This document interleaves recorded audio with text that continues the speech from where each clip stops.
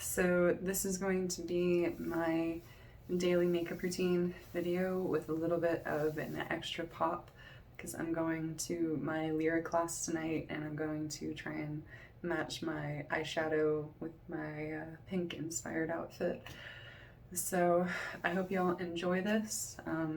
This is mainly going to be for my trans women sisters. I do think that trans dudes can definitely be into makeup, and I think there's an important, place for that, but I just don't have a lot of experience with it. So I'm going to be trying to throw in as many tips as I can to try and help people who might be going through this journey to maybe incorporate some of those things into their toolbox. So first off, I'm going to start off and I'm going to do a facial cleansing. So I've already done my shaving and my facial toning, and I'm going to go ahead and show you my toners real quick. But this is the Vegan Original Skin Essence Toner. Just make sure y'all can see that. It's like a nice rose scent, and it's really good at reducing redness and fighting like any inflammation that might occur from the shaving. And then I really follow that up with Thayer's, which is just some witch hazel. And so what toner does, if you're not familiar with it, especially if you deal with a lot of shaving, toner is going to really help you not have as much redness come up on your face after you shave. And so when you're color correcting and you're trying to, match your foundation to your skin tone and you're having those bluish hairs come through, you want to color correct them with red, but if you have like a red undertone already to your skin, because of shaving, you can kind of either you can overcorrect and you can end up going like either not red enough or like a little bit too red, or you can just end up like not matching the tone correctly, and it can really affect the end result of the look. So I really think that starting off with a nice toner after you are finished shaving is something that not everyone might know, that can really help them provide a better foundation for their makeup when they're starting. So with that said, I'm going to hop into my cleanser right now. So this is the Exuviance Gentle Cream Cleanser. It is really nice because it is gentle and moisturizing, and so as you're cleansing, it's not stripping off too much of the oils and the things that your skin needs to kind of deal with the environment and stay healthy. So I really like this one. There's a couple other ones. If you like more of a cream to liquid, there is this brand called Pharmacy. I have a sample size right here. I really like this brand as well. This is Pharmacy. I'll show you all that. But it's a wonderful brand, and this is their Green Clean Balm. They have mostly like natural ingredients, and it does the same thing. It's like a gentle cleanser, but with that one you kind of rub it into your hands and it turns into a liquid, and then you rub it on your face. I find that one gets a little bit more of a deep clean. This one is a little bit more of a surface clean, but then when I want a deep clean, I have like a weekly cleanser, so I'll just use that, and it really, I don't feel like you need a super deep cleaning every single day. I feel like it's actually a little bit counterintuitive because you just end up stripping the oils out of your skin, and you're taking off the stuff that's, I feel like most of the dirt and stuff, when you have healthy skin, it kind of is sitting on that surface layer, and deep cleaning is definitely necessary, once or twice a week, but you shouldn't try and strip everything out, because then you're just taking off your barrier of defense as well. So I'm going to clip real quick, and I'm going to rub this all over my face. You just, rub some on your face. You take like a dab about this size, and you just rub it into your face, and then you wash it off with water. And so I'm going to do that real quick, and I will be right back. So I just want to correct myself on the order of things. Generally speaking, what you want to do is you'd want to shave, and then you'd want to cleanse, and then you'd want to tone after that. You can tone before you cleanse, because the main thing it's doing is reducing the redness and the inflammation, but after you cleanse, you're also going to have a little bit more redness and inflammation just because you're rubbing your skin and you're kind of like, irritating your pores a little bit. One thing I like to do to kind of help with that, I got these little like blue puffs. They're like makeup wipes, but they're reusable, and so I use them with my cleanser, and it kind of just like helps me, not irritate my skin as much, because these are super soft, like silk, baby bottom, like amazing. I can't remember the brand of these, but I will try and either link them below. I got them off of Ipsy, but I'm sure there are better places that are a little bit cheaper to get them off of. So yeah, definitely just remember what you should do is you should shave, and then you should cleanse with like a gentle cleanser, and then you should tone. So I just wanted to make sure that was clear. Okay, but now it is time for the serums and the moisturizers. So after you're done cleansing and toning, what you're going to do is you're going to want to get a face oil. This is the Emerald Face Oil by Herbivore.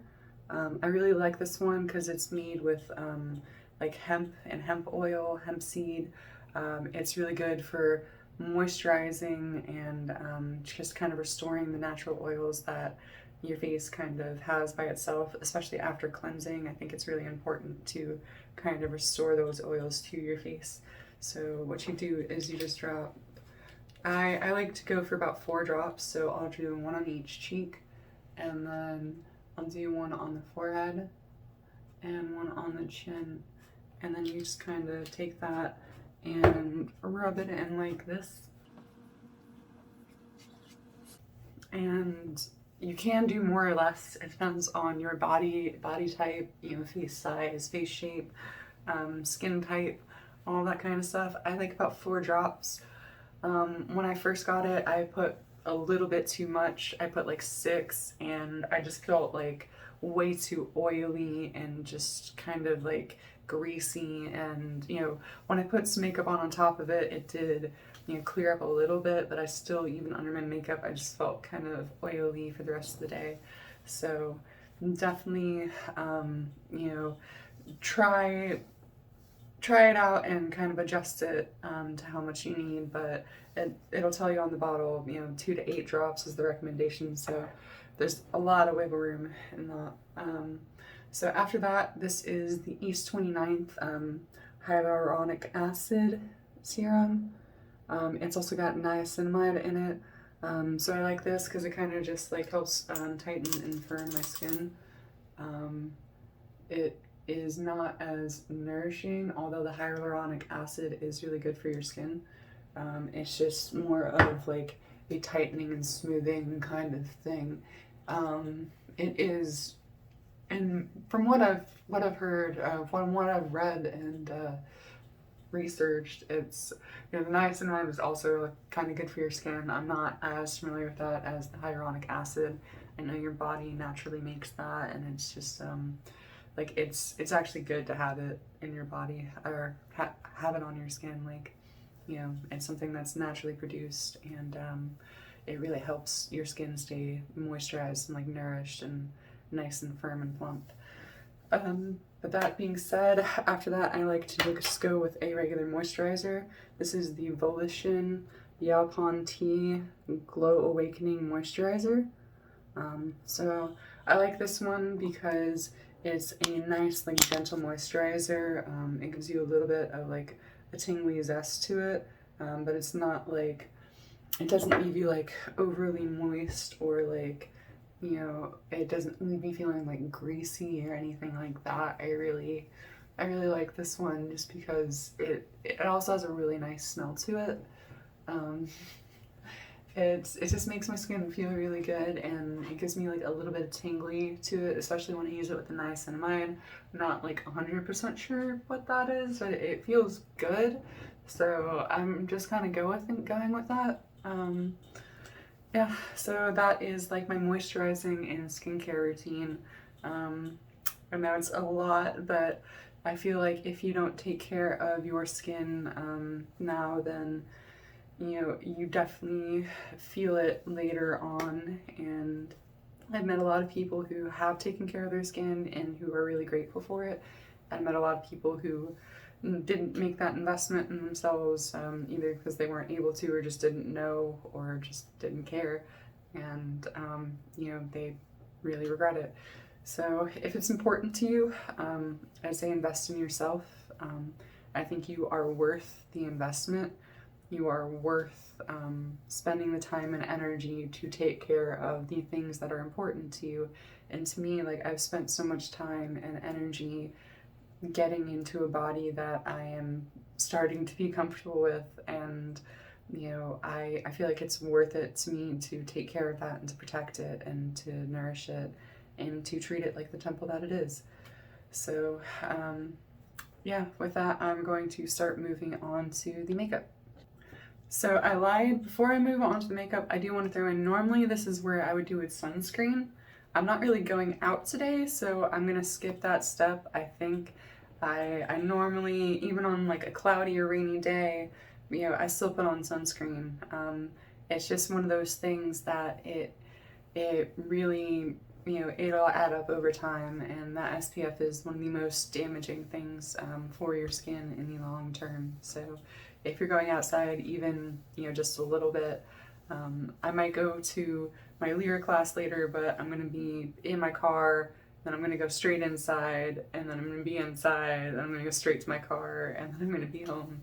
So you know, it's use your best judgment. You know, part of me is even saying, hey, you should be doing this anyway, you know, because it is important, you know, but I feel like if you're gonna be out in the sun for more than like 30 minutes or so, like, put on some SPF, you know, just do yourself a favor. Your body will thank you in the long run. That's just my cup of tea though. Yeah, so on to the makeup. Alright, so today I'm going to be trying a little bit more of a difficult technique. I'm going to be doing a cut crease. So this is not something I would necessarily recommend if you're doing, you know, if you're just beginning makeup. It can be a little bit harder to just be really precise with the brush strokes. That being said, the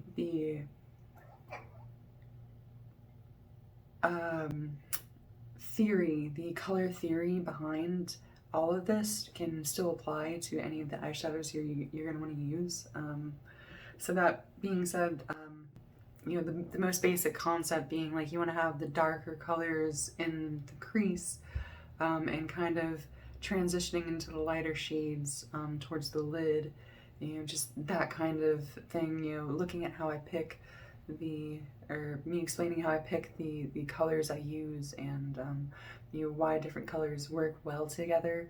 I think that's still going to be something that can apply. So I'm going to do this. This is just one of my favorite techniques. Being my first video, I just really want to play around with it a little bit. It's just a lot of fun to do for me. I like those little, you know, maneuvers that, you know, force you to be a little bit more precise with it, and it's just a little bit of a challenge, and I like to push myself with those kind of things. So I'm gonna do a cut crease today. Don't expect to just, you know, be able to do one of these at, you know, just your first time. It's something that's taken me a good bit of practice to even be somewhat decent at, and yeah, so I'm gonna start off with a Too Faced concealer, and this is in the shade Swan. So this is actually a little bit too light for me right now in the summer. Normally in the winter, this is like a really good highlighter color for me for my cheeks and everything. But right now I'm actually pretty tan. I know it doesn't look super tan, but for me this is tan. But yeah, so I am going to use it for my eye color. I might use it for my cheeks later in the video. It depends. If I use, I have a couple different foundations that I use. I'll sometimes go a little bit lighter with my foundation color, and then that can help this kind of blend a little bit more naturally. But you know, something that I didn't realize until not too recently actually was, or not too long ago, was you don't want to go too deep, too light with your concealer shade. It'll actually make things look like too jarring and unnatural. And so you want to get something that's a little bit closer to your skin tone. I think this is actually like the lightest shade that Too Faced makes. So don't do that. It's just it's not the move, sis. It is, or bro, if you're watching this, I know there are dudes who like makeup videos, but yeah, it is not the move. You want to go maybe like 3 shades lighter than your natural tone. You know, that might even be, you know, 2 to 3 shades, I would say, is like a good kind of range. You know, you can go a little bit outside of that, but you know, the more, you know, another thing that you can do if you really want to go for like more super bright popping shades is like I could do a, you know, something that's like a shade or two more darker, you know, like first, and then do this over that in like a smaller section so you get a more gradient kind of, and then you can get some really popping effects that way, but you really just want that to blend out and transition smoothly. You know, don't we all want a smooth transition? But yeah, so I'm gonna go ahead and put this on my eyes. I'm gonna pause the video real quick, and then we will come back for the actual eyeshadow. You know, I realized this might seem really basic to me, but y'all might have never seen this before. So I'm just gonna show you what, you know, blending out some contour will look like. This is the Tapered Highlighter Contour Brush 113 by Lamora. It is an Amazon brush, I'm going to be honest, but it is a cute Amazon brush, and it's actually been pretty decent. The fibers are really soft and they do blend pretty well. I have a couple of mixes of I have a couple different mixtures of brushes for different things. Like I have some more expensive ones like some Farrah and all that kind of stuff, but honestly I haven't found a huge difference. You know, there are better and worse brands on like Amazon and all that kind of stuff, but if you find a good Amazon brand, the synthetic brushes, like it doesn't matter if they're, you know, $5 or $50, like they're synthetic brushes. Like the main difference is, you know, if the hairs are gonna fall out and get like caught on your face, which I have noticed a little bit more of with the Amazon brushes than like, you know, the Farrah or like the high-end ones. But as far as like blendability and, you know, softness of the bristles and all that kind of stuff, I really haven't noticed a huge difference in quality. But yeah, so what I'm doing is I'm just taking this and I'm blending it kind of from the inner corner of my eye out along the edge of the crease and kind of into the side of my eye right here. So what I'm doing with this is concealer, and I'm basically providing a layer of like primer or like a foundation for the eyeshadow to sit on top of, and that way it'll stick onto your skin just a little bit better. And so you do that on both sides. You just start here and you blend towards the edges. You always want to blend away from the center of your face. It's just easier if you like get something. You always want to have more color towards the edges of your face because it just looks more natural. Like if you were to have more of something far or farther away from the center than like closer. You always want it to fade out like that. And that's with contour, that's with highlighter, that's, you always want to make sure that, well, except for things like, your nose and stuff, obviously you don't want to have more highlighter around like the side of your nose than the center, but like for most things you really want to make sure you're blending like away from the center of your face. So my contour is done on my eyelids, or my highlighter, concealer. That's the word I'm looking for. So I'm going to start on my eyeshadow palettes. So what I'm using today, this is the Violet Voss Mini. One of my hormone patches is stuck to the Violet Voss. I think it knew. My Violet Voss palette is transitioning, but hashtag cracking eggs. But so this is my palette. I'm also going to be using some of this Anastasia Beverly Hills.